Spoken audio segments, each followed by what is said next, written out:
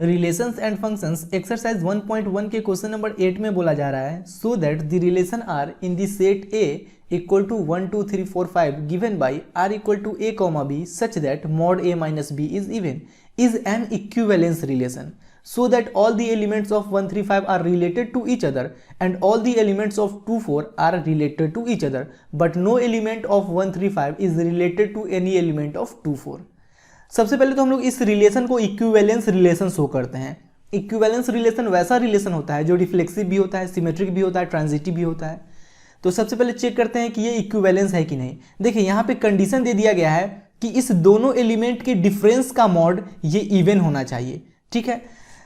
अब देखिए ये रिलेशन रिफ्लेक्सिव है कि नहीं, उसके लिए ये दोनों एलिमेंट सेम एलिमेंट होना चाहिए। जैसे कि अगर यहाँ पे ए है तो यहाँ भी ए है, साथ में ये भी कंडीशन सेटिस्फाई होना चाहिए कि इस दोनों एलिमेंट के डिफरेंस का मॉड ये इवन होना चाहिए। तो अगर इस दोनों एलिमेंट के डिफरेंस का मॉड निकालते हैं तो ये जीरो आएगा। जीरो तो एक इवन है ही, जीरो इवन नंबर है ना, तो इसका मतलब ये रिलेशन जो है ये रिफ्लेक्सिव रिलेशन है।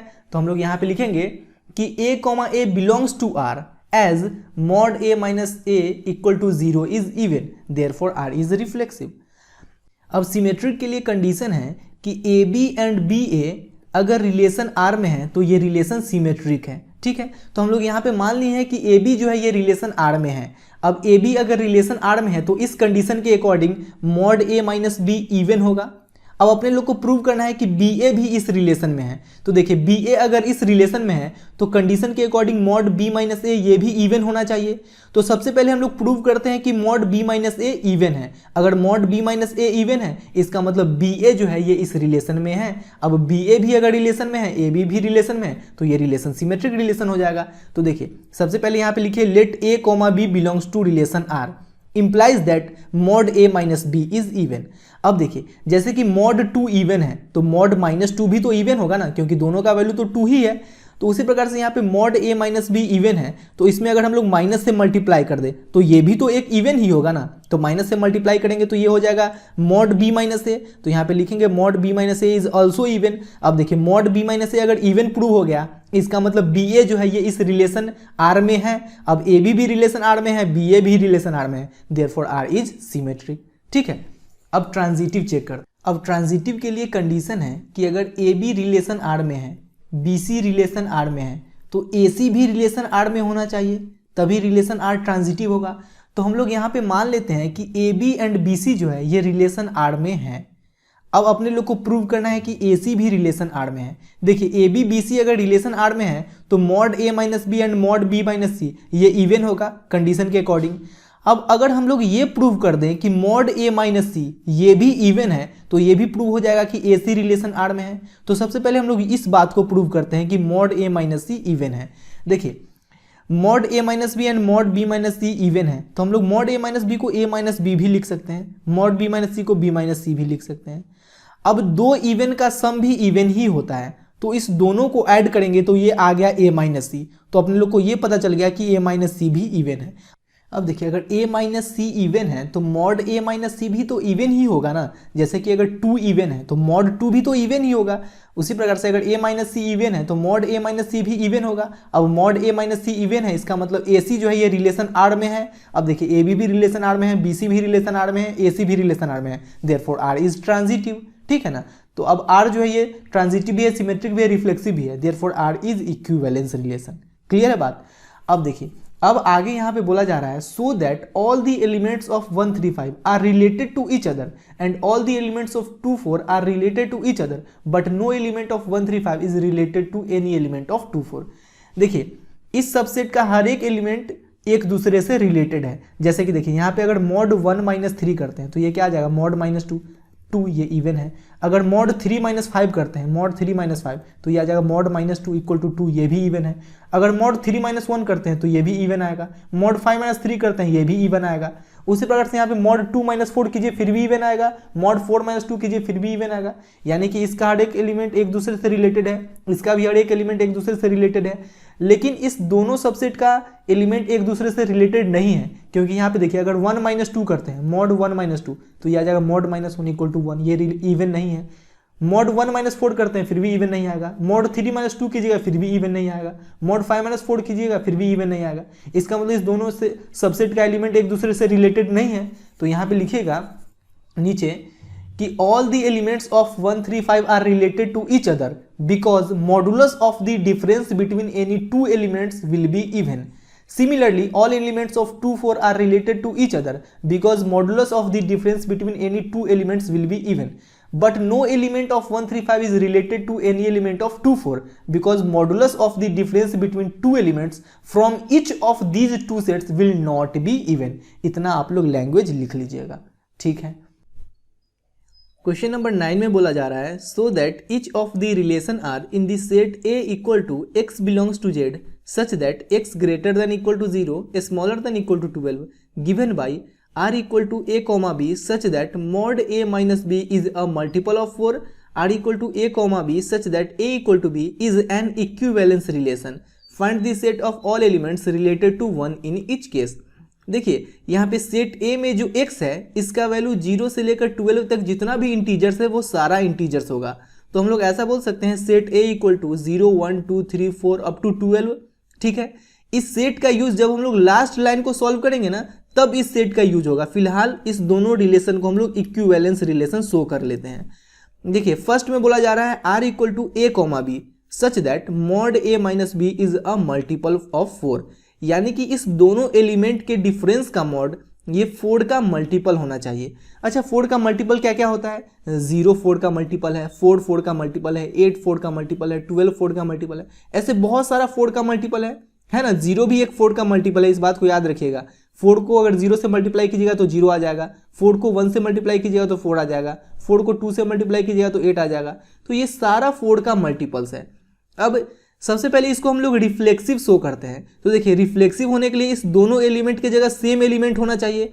जैसे यहाँ पे ए है तो यहाँ भी ए होना चाहिए, साथ में ये कंडीशन भी सेटिस्फाई होना चाहिए कि इस दोनों एलिमेंट के डिफरेंस का मॉड ये 4 का मल्टीपल होना चाहिए। तो इस दोनों एलिमेंट का अगर डिफरेंस करते हैं और इसका मॉड लगाएंगे तो 0 के बराबर आता है। 0 4 का एक मल्टीपल है, इसका मतलब ये कंडीशन भी सेटिस्फाई हो रहा है। अब ये कंडीशन सेटिस्फाई हो रहा है, इसका मतलब a कॉमा ए जो है ये इस रिलेशन में है। अब a कॉमा ए इस रिलेशन में है, इसका मतलब ये एक रिफ्लेक्सिव है रिलेशन है। तो यहाँ पे लिख लेते हैं a comma A belongs to relation r as mod a minus a equal to 0 is a multiple of 4 therefore r is reflexive. अब सिमेट्रिक शो करते हैं। देखिए सिमेट्रिक के लिए क्या कंडीशन है कि अगर ए बी रिलेशन r में है तो बी ए भी रिलेशन r में होना चाहिए। तो हम लोग मान लेते हैं कि ए बी रिलेशन r में है। अब ए बी अगर रिलेशन r में है तो मॉड a माइनस बी ये 4 का मल्टीपल होगा कंडीशन के अकॉर्डिंग। अब अपने लोग को प्रूव करना है कि बी ए भी रिलेशन r में है। तो देखिए अगर बी ए रिलेशन r में होता तो मॉड b माइनस ए ये 4 का मल्टीपल होता। तो अगर हम लोग ये प्रूव कर ले कि मॉड b माइनस ए 4 का मल्टीपल है तो ये भी प्रूव हो जाएगा कि बी ए जो है ये रिलेशन r में है, ठीक है ना। अब ये रिलेशन r में है, ये भी रिलेशन r में, इसका मतलब r सिमेट्रिक हो जाएगा। तो यहाँ पे लिखते हैं कि let a b belongs to relation r implies that mod a minus b is a multiple of 4। अब देखिए अगर मॉड 8 4 का मल्टीपल है तो मॉड माइनस 8 भी तो 4 का मल्टीपल होगा क्योंकि दोनों का वैल्यू तो 8 के ही इक्वल है।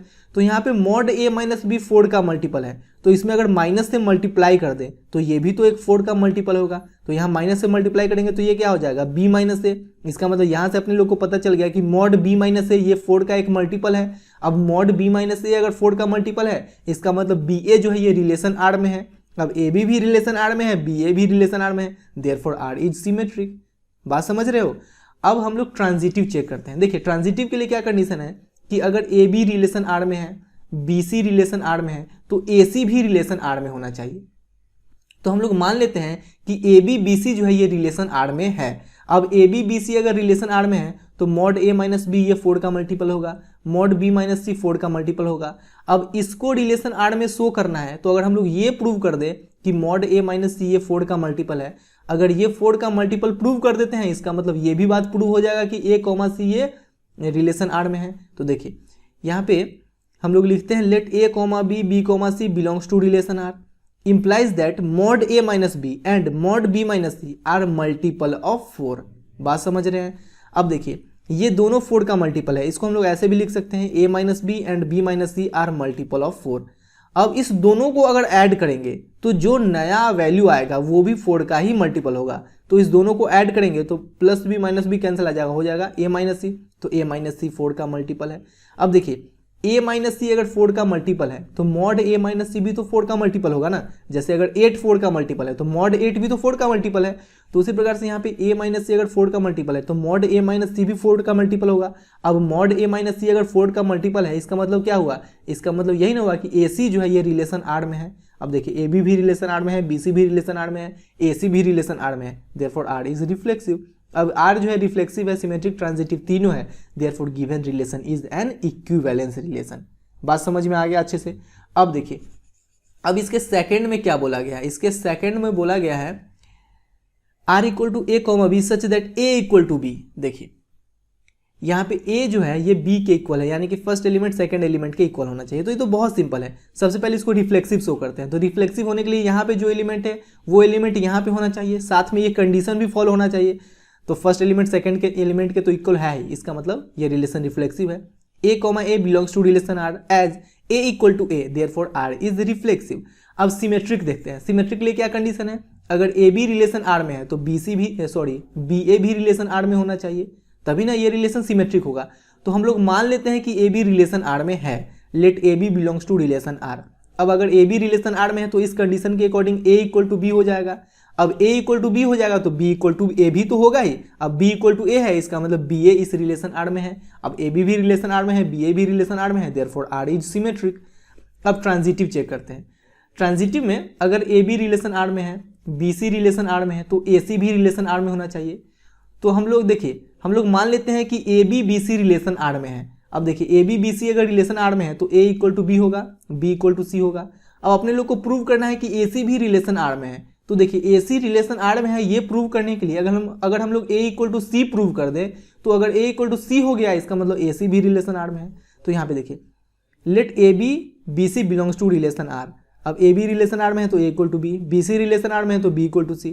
अब देखिए A B के इक्वल है, B C के इक्वल है, तो इसका मतलब A C के इक्वल होगा ना, तो implies that A equal to C। अब A इक्वल टू C है, इसका मतलब AC belongs to relation R, AC relation R में है, देयरफॉर R इज ट्रांजिटिव। ठीक है ना, AB भी है, BC भी है, AC भी है, ये तीनों रिलेशन R में है, देयरफॉर R इज ट्रांजिटिव।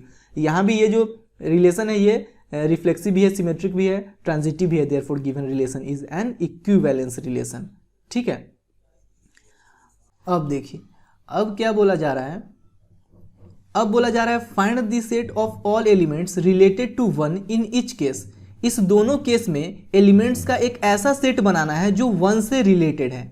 तो सबसे पहले तो हम लोग सेट ए जो दिया गया है उसको लिख लेते हैं, फिर केस वन में ये जो रिलेशन दिया गया है इसको लिख लेते हैं। देखिए सबसे पहले हम लोग सेट ए लिख लेते हैं। अब केस वन में ये जो रिलेशन है R equal to A comma B such that mod A minus B is multiple of 4, इसको लिख लेते हैं। अब बोला गया है कि सेट ए का कौन कौन सा एलिमेंट है जो वन से रिलेटेड है, साथ में इस कंडीशन को भी फॉलो करना चाहिए। देखिए अगर ये कंडीशन नहीं दिया जाता तो हम लोग डायरेक्ट ऐसे बोल सकते थे कि सेट ए का एलिमेंट अगर वन से रिलेटेड है तो क्या क्या ऑर्डर्ड पेयर बनेगा, 0 1 होगा, फिर 1 1 होगा, फिर 2 1 होगा, फिर 3 1 होगा, ऐसे करके कहाँ तक जाता, 12 1 तक। लेकिन यहाँ पे कंडीशन दे दिया गया है कि A minus b is multiple of 4, यानी कि इस दोनों एलिमेंट के डिफरेंस का मॉड ये 4 का मल्टीपल होना चाहिए।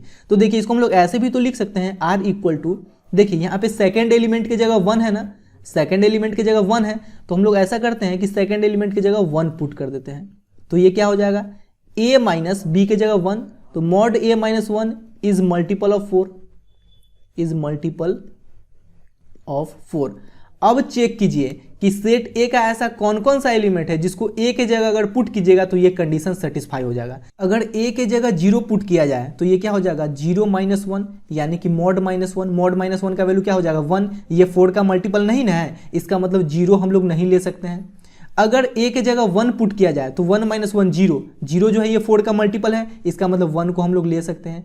अगर ए के जगह 2 पुट किया जाए तो 2 माइनस 1 1, 1 4 का मल्टीपल नहीं है, इसका मतलब 2 हम लोग नहीं ले सकते हैं।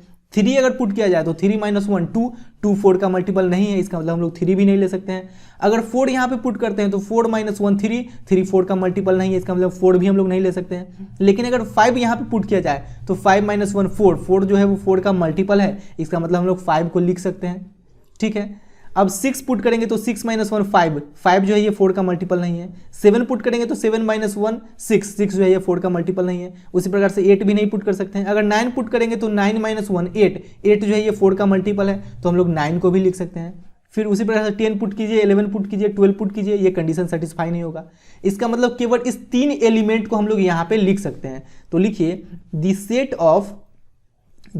Of all elements related to 1 is 159, यानी कि ये तीनों ऐसा एलिमेंट है जो यहाँ पे 1 से रिलेटेड है, ठीक है। अब सेकेंड केस में आते हैं, केस 2 में बोला जा रहा है R इक्वल टू है A, B such that A equal to B। अब देखिए सेकेंड एलिमेंट की जगह तो 1 हम लोग रखेंगे, तो A, 1 such that A equal to B की जगह क्या पुट कर देंगे 1। अब देखिए सेट A का ऐसा कौन सा एलिमेंट है जो 1 के इक्वल है, तो सेट A का एलिमेंट तो केवल 1 ही ना है जो 1 के इक्वल है। A की जगह अगर 1 पुट करेंगे तभी ना ये कंडीशन सेटिस्फाई होगा 1 इक्वल टू 1। तो यहाँ पे लिख लीजिए कि द सेट ऑफ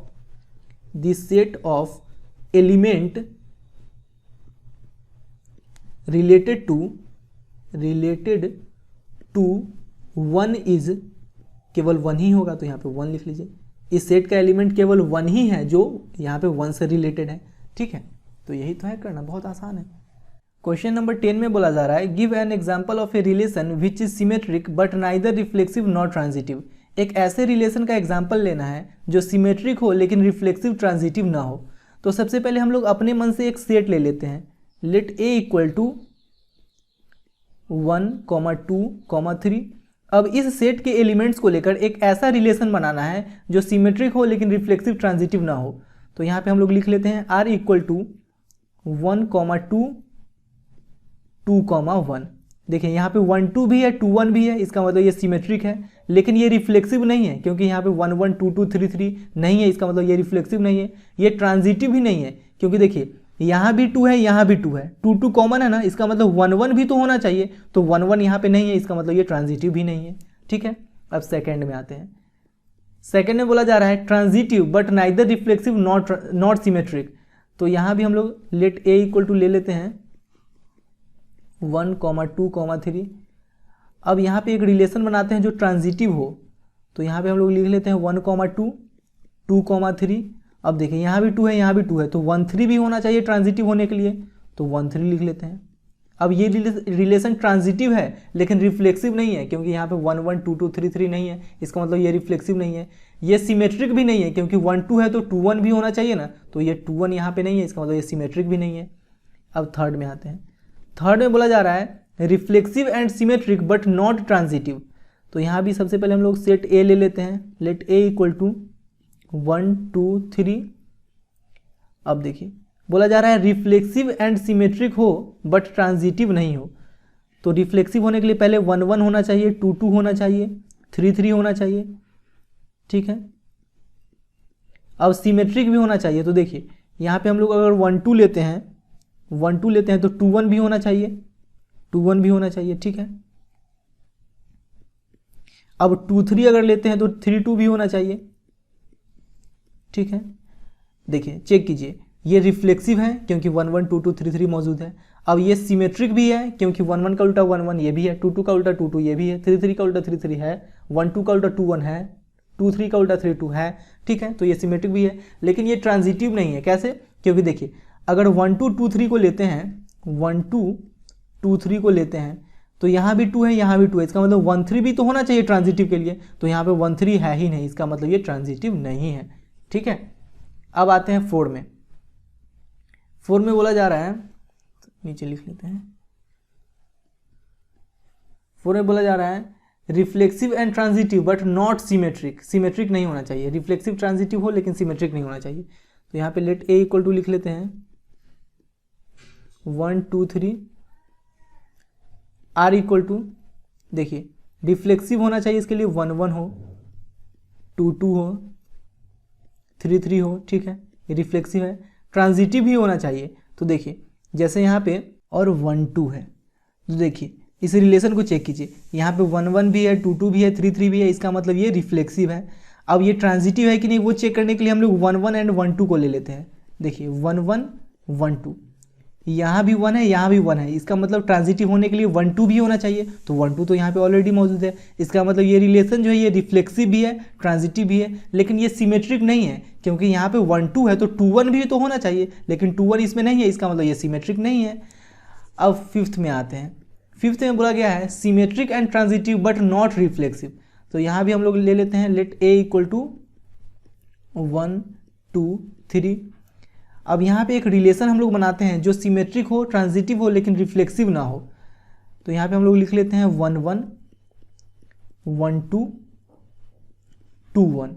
अब देखिए ये रिलेशन जो है ये सिमेट्रिक है, क्योंकि 1 1 का उल्टा 1 1 है, 1 2 का उल्टा 2 1 है, इसका मतलब ये सिमेट्रिक है। ये ट्रांजिटिव भी है, क्योंकि अगर इस दोनों को अगर हम लोग लेते हैं तो देखिए यहाँ भी 2 है, यहाँ भी 2 है, तो 1 1 होना चाहिए, तो 1 1 है। देखिए यहाँ भी 1 है, यहाँ भी 1 है, इसका मतलब 1 2 होना चाहिए ट्रांजिटिव होने के लिए, तो 1 2 भी है। ठीक है ना, तो ट्रांजिटिव का कंडीशन ये फॉलो कर रहा है, सिमेट्रिक का भी कंडीशन फॉलो कर रहा है, लेकिन ये रिफ्लेक्सिव नहीं है, क्योंकि यहाँ पे 1 1 तो है लेकिन 2 2 3 3 नहीं है, इसका मतलब ये रिफ्लेक्सिव नहीं है, ये सिर्फ सिमेट्रिक एंड ट्रांजिटिव है।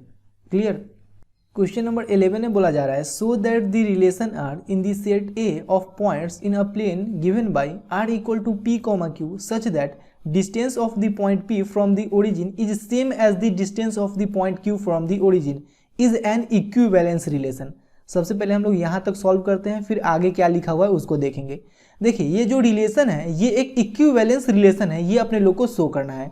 साथ में यहाँ पे कंडीशन लगा दिया गया है कि पॉइंट P का जो ओरिजिन से डिस्टेंस होगा वही डिस्टेंस पॉइंट Q का भी ओरिजिन से होना चाहिए, यानी कि इस दोनों एलिमेंट के जगह जो पॉइंट होगा उस दोनों पॉइंट का ओरिजिन से सेम डिस्टेंस होना चाहिए, ये कंडीशन लगा दिया गया है। तो ये जो रिलेशन है ये एक इक्विवेलेंस रिलेशन है, ये अपने लोग को शो करना है। तो देखिए यहाँ पे ओरिजिन को हम लोग O से डिनोट करते हैं, यहाँ पे पॉइंट P है, यहाँ पे पॉइंट Q है। अगर ओरिजिन से पॉइंट P का डिस्टेंस निकाले तो इसको हम लोग OP बोल सकते हैं, अगर ओरिजिन से पॉइंट Q का डिस्टेंस निकाले तो इसको हम लोग OQ बोल सकते हैं।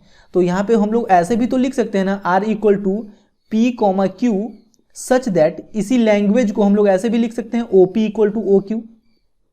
इसका मतलब तो यही ना हुआ कि distance of point P from origin is equal to distance of point Q from origin. तो इसी चीज को हम लोग ऐसे लिख लिए। अब चेक करते हैं कि ये रिफ्लेक्सिव है कि नहीं। देखिए रिफ्लेक्सिव होने के लिए इस दोनों एलिमेंट के जगह सेम एलिमेंट होना चाहिए। तो जैसे मान लेते हैं कि यहाँ पे पॉइंट P है, यहाँ पे भी पॉइंट P है, अब ये भी कंडीशन फॉलो होना चाहिए। तो देखिए दोनों सेम पॉइंट है तो दोनों पॉइंट का ओरिजिन से डिस्टेंस भी सेम ही होगा, यानी कि ये कंडीशन भी फॉलो हो रहा है। तो यहाँ पे लिखिए here P comma P belongs to relation R as OP equal to OP, therefore R is reflexive, therefore R is reflexive. ठीक है। अब सिमेट्रिक के लिए कंडीशन है कि अगर PQ रिलेशन R में है तो QP भी रिलेशन R में होना चाहिए, तभी रिलेशन सिमेट्रिक होगा। तो हम लोग यहाँ पे लिख लेते हैं let PQ belongs to relation R, PQ belongs to relation R। अब PQ अगर रिलेशन R में है तो OP इक्वल टू OQ होगा, OP इक्वल टू OQ, यानी कि पॉइंट P का जो डिस्टेंस ओरिजिन से है वही डिस्टेंस पॉइंट Q का भी ओरिजिन से होगा। इसको हम लोग ऐसे भी तो लिख सकते हैं OQ equal to OP, OQ equal to OP। अब OQ इक्वल टू OP है, इसका मतलब QP रिलेशन R में है, QP belongs to relation R। अब देखिए यहाँ पे PQ भी रिलेशन R में है, QP भी रिलेशन R में है, therefore R is symmetric, symmetric. ठीक है, यहाँ तो कोई दिक्कत नहीं। अब देखिए अब हम लोग यहाँ पे ट्रांजिटिव प्रूव करना है। तो देखिए ट्रांजिटिव के लिए 3 पॉइंट होना जरूरी है, तो हम लोग यहाँ ले लेते हैं PQR। अब अगर PQ रिलेशन R में है, QR अगर रिलेशन R में है तो PR भी रिलेशन R में होना चाहिए। तो PR अगर रिलेशन R में है तो कंडीशन के according OP equal to OR होना चाहिए। तो सबसे पहले हम लोग OP equal to OR prove कर लेंगे। अगर ये प्रूव हो जाएगा इसका मतलब PR रिलेशन R में है। तो यहाँ पे लिख लीजिए let PQ belongs to relation R and QR belongs to relation R। Let PQ QR belongs to relation R। अब ये दोनों रिलेशन R में है, इसका मतलब OP equal to OQ and O Q equal to O R, O Q equal to O R, ठीक है, condition के अकॉर्डिंग। अब देखिए यहाँ पे ओ पी जो है ये ओ क्यू के इक्वल है, तो O P equal to O Q. अब ओ क्यू जो है ओ आर के इक्वल है, तो ओ क्यू की जगह हम लोग ओ आर भी लिख सकते हैं। तो यहाँ से क्या पता चल गया, O P equal to O R. अब O P equal to O R आ गया, इसका मतलब पी आर रिलेशन आर में है, therefore P R belongs to relation R, P R belongs to relation R, therefore are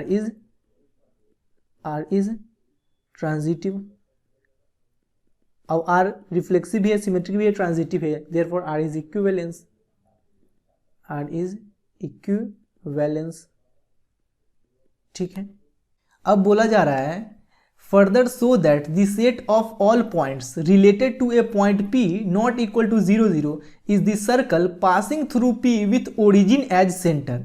यानी कि point P से रिलेटेड जितने भी पॉइंट्स का सेट है वो सारा पॉइंट मिलके एक सर्कल बनाएगा जो कि ओरिजिन से पास कर रहा है, ये अपने लोग को शो करना है। तो हम लोग मान लेते हैं कि point Q, point R, point S, point T ये पॉइंट का सेट है जो पॉइंट P से रिलेटेड है, ठीक है।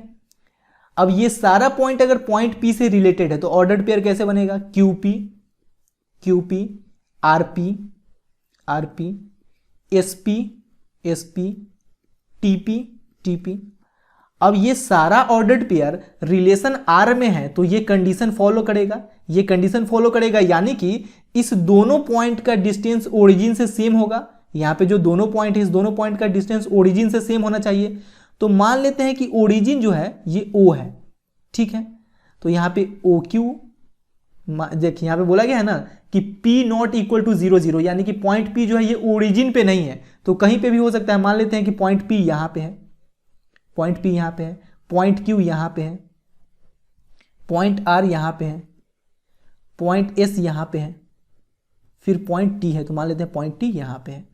अब देखिए कंडीशन के अकॉर्डिंग, इस कंडीशन के अकॉर्डिंग इस दोनों पॉइंट का ओरिजिन से सेम डिस्टेंस होना चाहिए।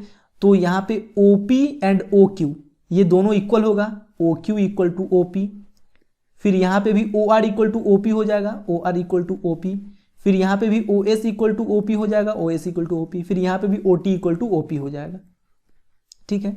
अब देखिए इस सारे पहले पॉइंट को मिला देते हैं। अब यहाँ पे OQ OP इक्वल है, जैसे कि मान लेते हैं अगर OP का डिस्टेंस है 2 तो OQ का भी डिस्टेंस 2 होगा, ठीक है। अब देखिए अब OR इक्वल टू OP है, तो OP का डिस्टेंस है 2 तो OR का भी तो 2 ही होगा, तो OR का 2। उसी प्रकार से OS इक्वल टू OP है, तो OP का 2 है तो OS का भी 2 ही होगा, उसी प्रकार इसका भी 2 होगा। अब ये सारा डिस्टेंस ओरिजिन से सेम है, तो इस सारे पॉइंट को अगर मिलाएंगे तो ये एक सर्कल नहीं बन जाएगा, ये एक सर्कल बन जाएगा। तो बस इसी बात को अपने लोग को यहाँ पे शो करना है, ये आपको लिखने का कोई ज़रूरत नहीं, ये समझाने के लिए था। आपको लिखना बस इतना है कि the set of all points related to P not equal to 0 0 will be those points whose distance from the origin is the same as the distance of point P from the origin. Hence this set of points form a circle with center as origin and circle passes through point P. बस इतना आप लोग लिखिएगा, समझ में अच्छे से। अगर नहीं समझ में आएगा तो एक बार और देखिएगा, 100% क्लियर हो जाएगा। क्वेश्चन नंबर 12 में बोला जा रहा है सो that the relation R defined in the set A of all triangles as R equal to T1, T2 such that T1 is similar to T2 is equivalence relation. ये जो relation है ये एक इक्विवेलेंस रिलेशन है, ये अपने लोग को शो करना है। सबसे पहले हम लोग यहाँ तक क्वेश्चन को सॉल्व कर लेते हैं, फिर आगे देखते हैं कि क्या बोला गया है। देखिए यहाँ पे कंडीशन लगा दिया गया है T1 is similar to T2, यानी कि जो फर्स्ट ट्रायंगल है वो सेकंड ट्रायंगल के सिमिलर होना चाहिए। सबसे पहले हम लोग रिफ्लेक्सिव है कि नहीं वो चेक करते हैं। देखिए रिफ्लेक्सिव होने के लिए यहाँ पे जो एलिमेंट है वही एलिमेंट यहाँ पे भी होना चाहिए, जैसे कि यहाँ पे अगर T1 है तो यहाँ पे भी T1 होना चाहिए। साथ में ये कंडीशन भी सेटिस्फाई होना चाहिए, यानी कि जो फर्स्ट ट्रायंगल है वो सेकंड ट्रायंगल के सिमिलर होना चाहिए। तो देखिए ये दोनों सेम ट्रायंगल है तो दोनों तो एक दूसरे के सिमिलर होगा ही ना, यानी कि ये कंडीशन भी सेटिस्फाई हो रहा है, इसका मतलब ये रिफ्लेक्सिव है। लिखिए यहाँ पे T1, T1 belongs to relation R as every triangle is similar to itself therefore R is reflexive. अब सिमेट्रिक देखते हैं। देखिए सिमेट्रिक के लिए क्या कंडीशन है कि अगर T1 T2 रिलेशन R में है तो T2 T1 भी रिलेशन R में होना चाहिए। तो हम लोग यहाँ पे लिख लेते हैं let T1 T2 belongs to relation R। अब T1 T2 अगर रिलेशन R में है तो T1 जो है वो T2 के पैरेलल होगा। अब T1 T2 के पैरेलल है तो T2 भी तो T1 के पैरेलल होगा। अब T2 T1 के पैरेलल है, इसका मतलब T2 T1 जो है ये रिलेशन आर में है। देखिए T1 T2 भी रिलेशन आर में है, T2 T1 भी रिलेशन आर में है, देयरफॉर आर इज सिमेट्रिक। अब ट्रांजिटिव चेक करते हैं। देखिए ट्रांजिटिव के लिए क्या कंडीशन है, पहले तो 3 ट्रायंगल लेना पड़ेगा, T1 T2 T3। अब यहाँ पे अगर T1 T2 रिलेशन आर में है, T2 T3 रिलेशन आर में है, तो T1 T3 भी रिलेशन आर में होना चाहिए, तभी रिलेशन ट्रांजिटिव होगा। ठीक है, तो यहाँ पे हम लोग लिख लेते हैं let T1 T2 and T2 T3 belongs to relation R. अब देखिए ये अगर रिलेशन आर में है तो T1 T2 के सिमिलर होगा, ये रिलेशन आर में है तो T2 जो है ये T3 के सिमिलर होगा। देखिए यहाँ पे ध्यान से देखिए, T1 T2 के सिमिलर है, T2 T3 के सिमिलर है, इसका मतलब T1 जो है वो T3 के सिमिलर तो होगा ही ना। तो यहाँ पे लिख लीजिए T1 is similar to T3। अब T1 T3 के सिमिलर है, इसका मतलब T1 T3 रिलेशन आर में होगा। तो यहाँ पे देखिए T1 T2 रिलेशन आर में है ही, T2 T3 भी रिलेशन आर में है, T1 T3 भी रिलेशन आर में है, देयरफॉर आर इज ट्रांजिटिव। अब आर ट्रांजिटिव भी है, सिमेट्रिक भी है, रिफ्लेक्सिव भी है, therefore R is equivalence relation. ठीक है, अब देखिए अब यहाँ पे बोला गया है consider 3 right angle triangles T1 with sides 3 4 5, T2 with sides 4 12 13 5 12 13 and T3 with sides 6 8 10 which triangles among T1 T2 T3 are related. देखिए सबसे पहले तो यहाँ पे एक सेट बना लीजिए T1 T2 T3। अब इस तीनों ट्रायंगल में से कौन कौन सा ट्रायंगल एक दूसरे से रिलेटेड है ये अपने लोग को बताना है। एक बात याद रखिएगा कि अगर ट्रायंगल एक दूसरे से रिलेटेड है तो वो एक दूसरे के सिमिलर भी होना चाहिए। एंड सिमिलर चेक करने के लिए क्या कंडीशन है, देखिए जैसे कि ये ट्रायंगल है, इसका साइड है A, ये B है, ये C है। अब ये दूसरा ट्रायंगल है, ये है मान लेते हैं X Y Z। ये दोनों ट्रायंगल अगर सिमिलर है तो इसके कॉरेस्पॉन्डिंग साइड का रेशियो सेम होना चाहिए, जैसे कि A/X equal to B/Z equal to C/Y होना चाहिए, तभी ये दोनों ट्रायंगल सिमिलर होगा। ठीक है ना। तो इस तीनों ट्रायंगल में से कौन कौन सा ट्रायंगल एक दूसरे से रिलेटेड है उसके लिए हम लोग को ये भी चेक करना पड़ेगा कि कौन कौन सा ट्रायंगल एक दूसरे के सिमिलर है। जैसे कि यहाँ पे अगर हम लोग ऑर्डर्ड पेयर बनाते हैं T1 T2 T1 T3, या बनाते हैं T2 T3, ऐसा बना सकते हैं T2 T3, ऐसे बनाएंगे तो ये भी हम लोग को पता होना चाहिए ना कि ये जो ट्रायंगल ऑर्डर्ड पेयर बना है ये सही है कि नहीं, क्योंकि ये ऑर्डर्ड पेयर तभी सही होगा जब यहाँ पे ये दोनों ट्रायंगल एक दूसरे के सिमिलर होगा। तो देखिए T1 का साइड क्या है 3 4 5, यहाँ पे लिख लीजिए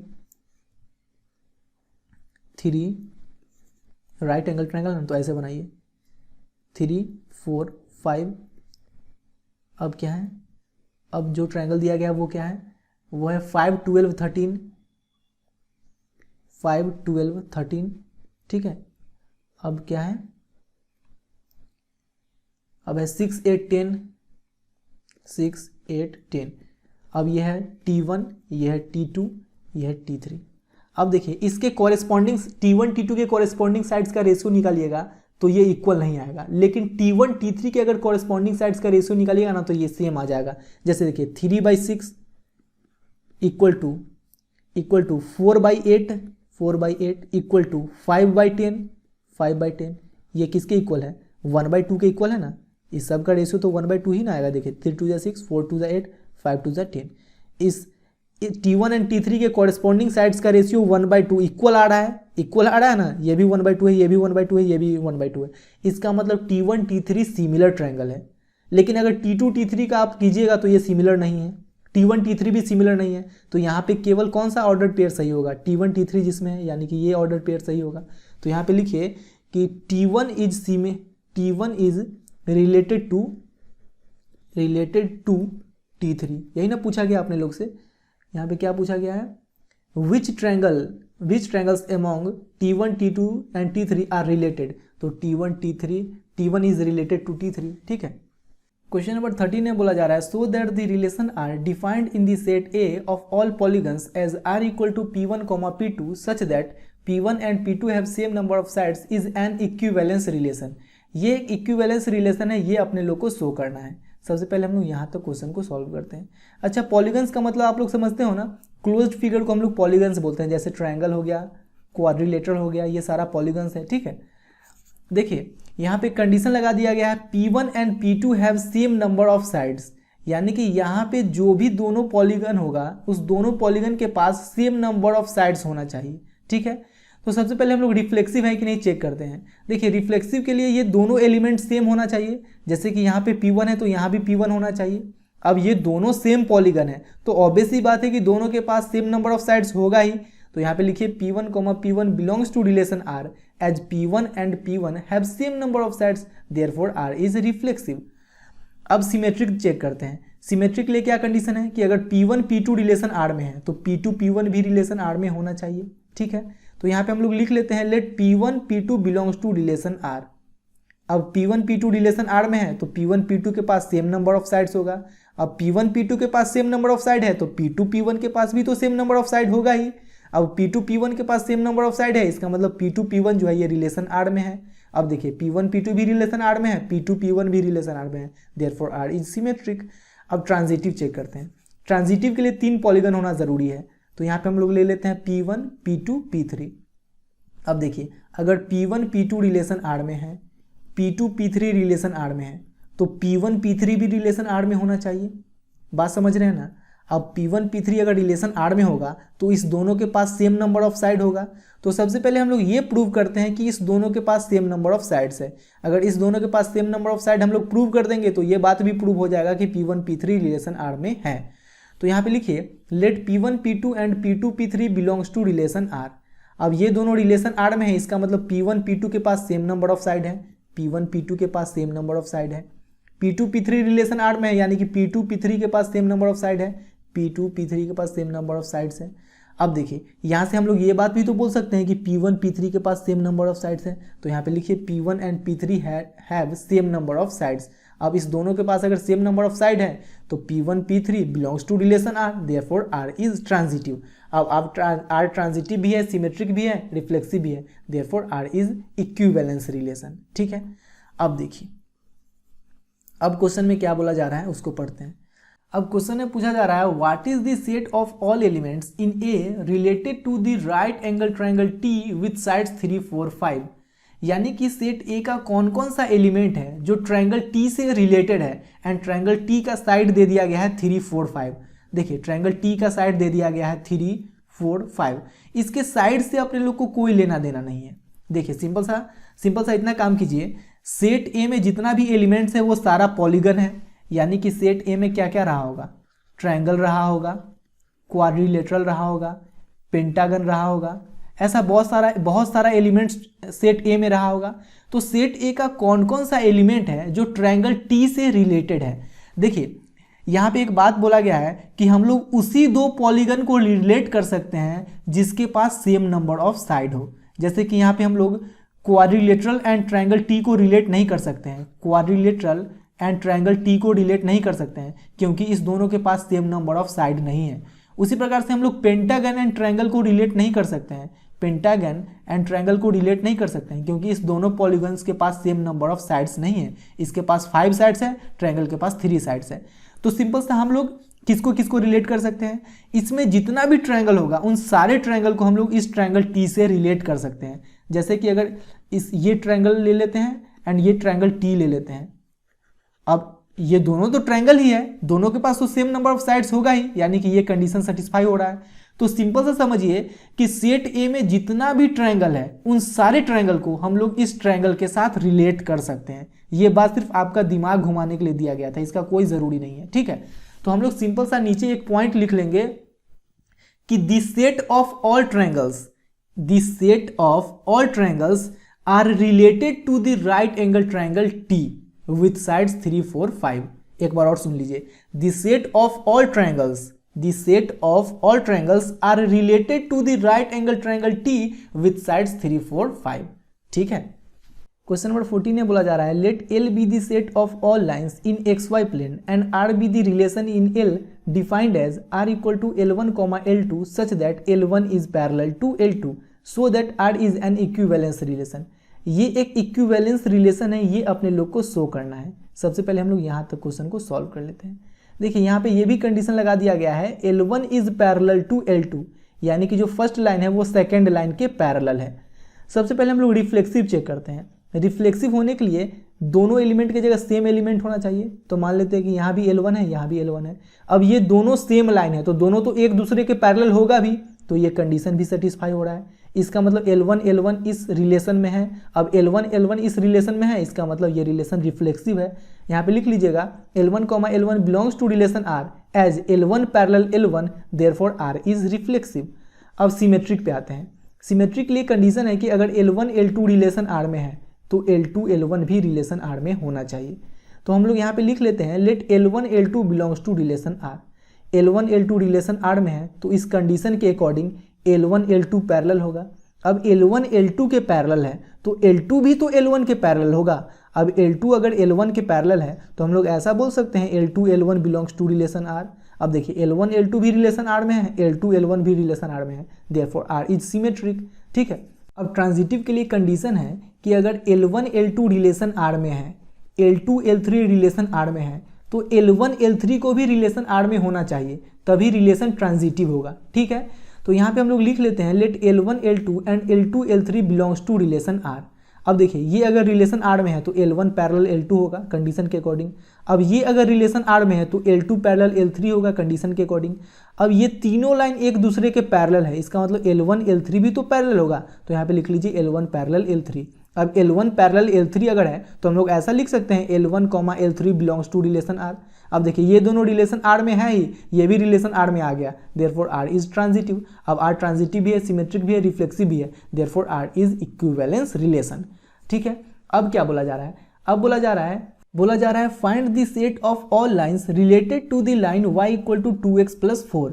यानी कि इस लाइन से रिलेटेड जितना भी लाइंस है उन सारे लाइंस का सेट बताइए। देखिए हम लोग वैसा ही दो लाइन को रिलेट कर सकते हैं जो एक दूसरे के पैरेलल हो, यानी कि इस लाइन से रिलेटेड जो भी लाइन होगा वो इसके पैरेलल होगा। जैसे कि इस लाइन का इक्वेशन है y equal to 2x plus 4। अब यहाँ पे अगर एक पैरेलल लाइन खींचते हैं तो ये दोनों लाइन एक दूसरे से रिलेटेड है। उसी प्रकार से यहाँ पे एक पैरेलल लाइन खींचते हैं तो ये लाइन इससे रिलेटेड है। उसी प्रकार से अगर यहाँ पे एक पैरेलल लाइन खींचते हैं तो ये एंड ये दोनों एक दूसरे से रिलेटेड है। तो देखिए इस लाइन का इक्वेशन है y equal to 2x plus 4, तो इसके पैरेलल जो भी लाइन होगा उसका इक्वेशन क्या होगा? y equal to 2x plus, बस कांस्टेंट के जगह कुछ और होगा, कांस्टेंट की जगह 3, 5, 7 कुछ भी हो सकता है। तो मान लेते हैं हम लोग कि कांस्टेंट की जगह c है। अब c की जगह कोई भी रियल नंबर हो सकता है, ठीक है ना। तो यहाँ पे नीचे लिखिए the set of all lines, the set of all lines y equal to 2x plus c where c belongs to rational number, c belongs to real number are related to the line y equal to 2x plus 4, are related to the line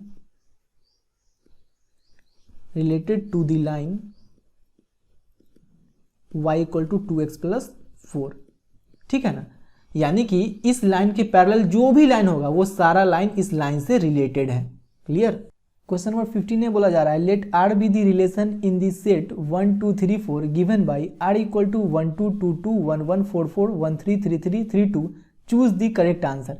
देखिए ये relation सबसे पहले हम लोग check कर लेते हैं कि रिफ्लेक्सिव है कि नहीं, सिमेट्रिक है कि नहीं, ट्रांजिटिव है कि नहीं। तो यहाँ पे 1 1 है, 2 2 है, 3 3 है, 4 4 है, इसका मतलब ये रिफ्लेक्सिव है। अब सिमेट्रिक चेक करते हैं। देखिए 1 2 है तो 2 1 भी तो होना चाहिए, लेकिन 2 1 इसमें नहीं है, इसका मतलब ये सिमेट्रिक नहीं है। अब ट्रांजिटिव चेक कर लेते हैं। देखिए यहाँ भी 2 है, यहाँ भी 2 है, इसका मतलब 1 2 भी होना चाहिए, तो 1 2 है। ठीक है।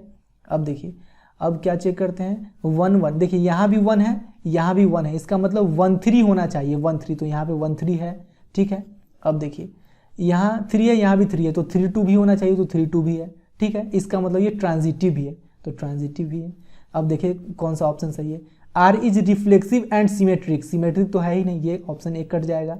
R is reflexive and transitive but not symmetric, हाँ ऑप्शन नंबर बी सही हो जाएगा। R रिफ्लेक्सिव भी है, ट्रांजिटिव भी है, लेकिन सिमेट्रिक नहीं है, ऑप्शन बी करेक्ट आंसर हो जाएगा। ठीक है। क्वेश्चन नंबर 16 में बोला जा रहा है let R be the relation in the set n given by R equal to a, b such that a equal to b minus 2 where b greater than 6, choose the correct answer. देखिए यहाँ पे b जो है ये 6 से बड़ा होना चाहिए, तो पहला ऑप्शन तो ऐसा ही कट गया क्योंकि यहाँ पे b 6 से छोटा है। अब चेक करते हैं। देखिए b का वैल्यू अगर 8 यहाँ पे पुट करेंगे तो 8 माइनस 2, ए का वैल्यू 6 आ जाएगा, ये ऑप्शन गलत है। बी का वैल्यू अगर 8 पुट करते हैं तो ए का वैल्यू 6 आ जाएगा, ऑप्शन नंबर सी सही है। ठीक है,